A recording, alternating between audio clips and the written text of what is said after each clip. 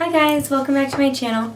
Thanks for joining me today. So today I thought I would do kind of an interesting video. I haven't seen any of these, I don't think, on video, and it's kind of what makeup brushes are best to use for what foundation or powder or whatever you want to use. I thought this would just be helpful. You might pick up some tricks or techniques or different types of brushes and what works best for which foundations and powders and bronzers and things like that. So if you want to know my brushes and my favorite ways to use them, then just keep watching. I'm going to start with, but basically what you get in a brush collection, you guys know, you get a whole bunch of brushes, a big powder brush, stippling brush, contour brush, all these little eyeshadow brushes and things like that. So we don't need to go through every single brush. This isn't like my absolute, like, you have to use Sedona Lace for this, Real Techniques for this. No, it's just the types of brushes. So I'm going to start out with like your big powder brushes. This is the Sedona Lace 376. I also have Real Techniques here. These huge, dense, big brushes. Are they worth it? What are they good for? Yeah, this is one of my favorite brushes. They're really great for applying powder, any kind of powder that you have. I also find that they're great for applying it all over bronzer. I'm not doing a contour, but just a lighter bronzer that I would use all over my face. So these powder brushes are amazing for that. They're thick, they're dense. The Real Techniques powder brush is my absolute favorite if you'd like to know. I do like how Sedona's Lace brush is big too, and this comes in the Midnight Lace brush collection. But just to put it all over your face, any kind of powdering like this is amazing. Now, a lot of people, I think, have questions regarding the stippling brush. This one came in the Midnight Lace collection.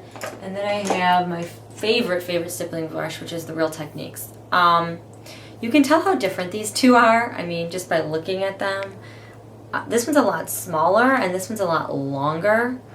What I love this stippling brush for, and what I found really works for this kind, it's smaller, it's more foundation-y, is BB creams.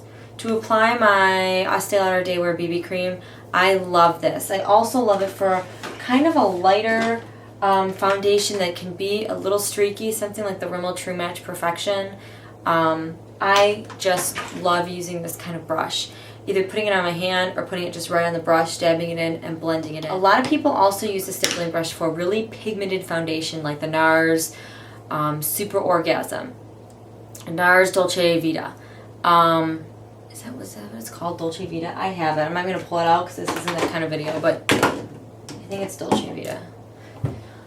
Very dark pigmented blushes. So tapping a little bit on and then tapping it on here, it's also going to, since these are like feather light bristles, it's going to help not put the color pigment all in one spot. It helps it blend out and go onto your skin a lot lighter than normal. So that's what I like these stippling brushes for. The brush people talk about are these foundation brushes. I have the Bare Minerals Heavenly Face, and it's like a flat top kabuki, and then this angled one. This is Sedona Lace 602. It did not come with this collection here. I bought it separately. Angled foundation brush. I find that these work best with foundations, liquid foundations, and particularly ones that aren't great when you blend them with your hand. Like the Chanel Vita Aqua Lumiere, that one is so light and so wonderful you can just use your fingers for it.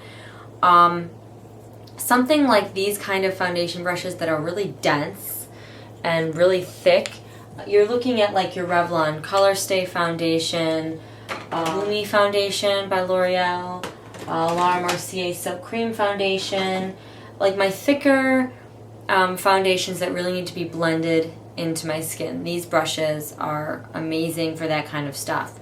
I like the angled one better because it gets into corners of your eyes and all kinds of nooks and crannies, I guess you could say, of your face.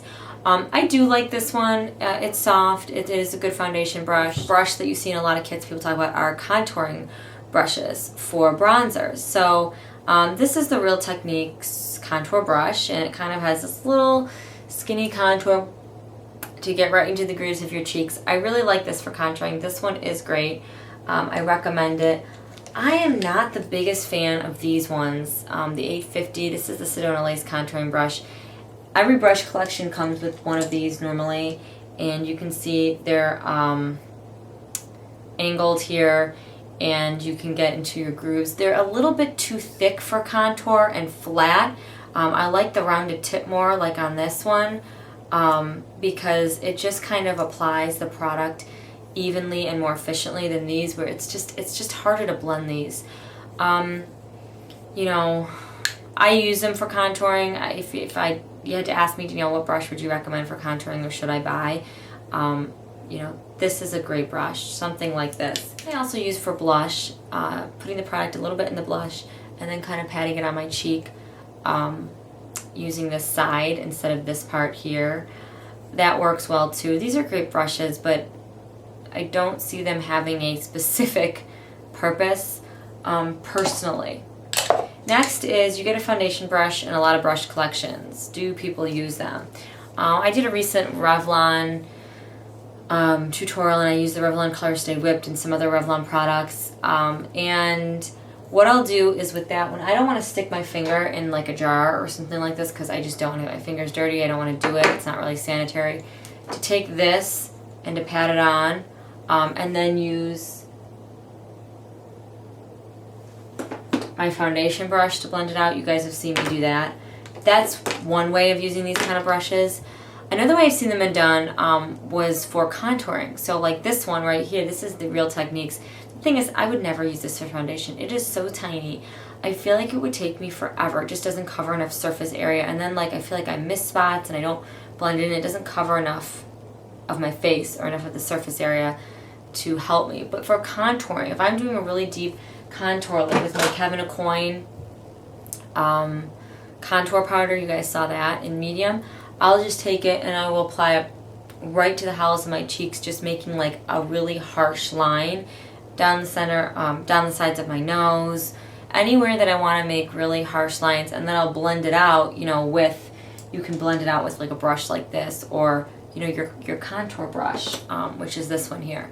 So this is really good for making that really sharp, precise line. Favorite brush that gets the most use for me is my brush right here. This is the setting brush, Real Techniques. This is amazing. This is great for setting your under eye concealer, applying your under eye concealer, whether it be the powder or the cream or whatever.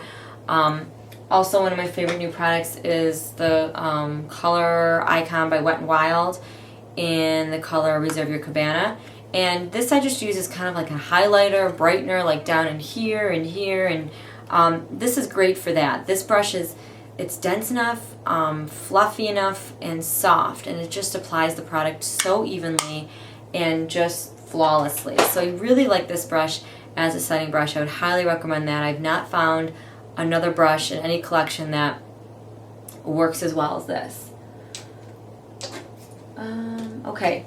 Favorite blush and bronzer utensils if I'm doing not a contour but an all-over bronzer, which I do a lot. So like the Laura Mercier Ritual, the Physicians Formula bronzer you've seen I've used, like, which is this guy here, this Milani powder in Golden, the Baked bronzer. Anything that I'm using kind of all over, or I want to bronze up and I don't want to make that harsh defined line. This brush I recently got, it's the Domed Bronzer by Eco Tools. This brush is so soft. I can't believe I didn't know about these brushes sooner.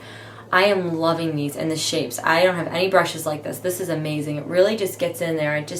I used it today. I put a little bit of Milani's Baked Bronzer on, and I really get in there and here, just where the sun would naturally hit your face. And kind of big on, once you get a whole bunch of brushes and you get your collection going and your makeup collection going, you find what brushes you need or what ones you wish you had. And that's when you really start to have fun, because you're not just buying kind of like a big collection that has them all, but you're buying specific brushes for specific purposes, which is kind of the reason I wanted to make this video for you, because I think, you know, these brushes are great, but sometimes there are specific brushes that you're like, how do I get that kind of bronze look, or what brush would I use for the best blush? So this is the other one I bought from Eco Tools that I loved, and it is the tapered blush brush.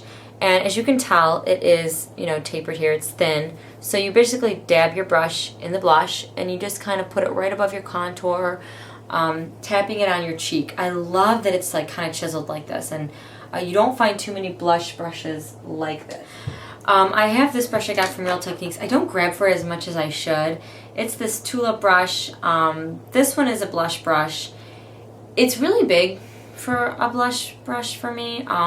I tend to always, when I'm dipping my brushes in blush, I don't dip it in like this and then apply it, because I find that just doesn't give me an even application. I tend to just use the side and tap it in and then go like that.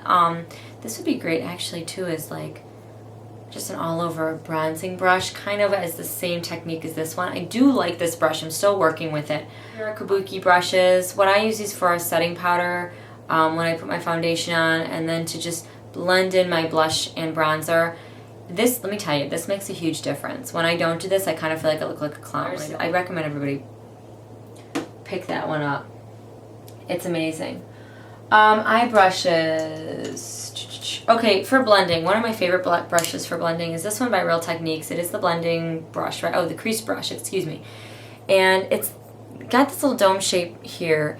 I've been using this a lot lately and loving it. When I first got it, it was kind of difficult. It was harder to use, I felt, because I was so used to something a little longer, like this one that was in the Naked 2 palette. But I find I really like this for just doing an back and forth windshield wiper all over crease motion. So really, really like this brush.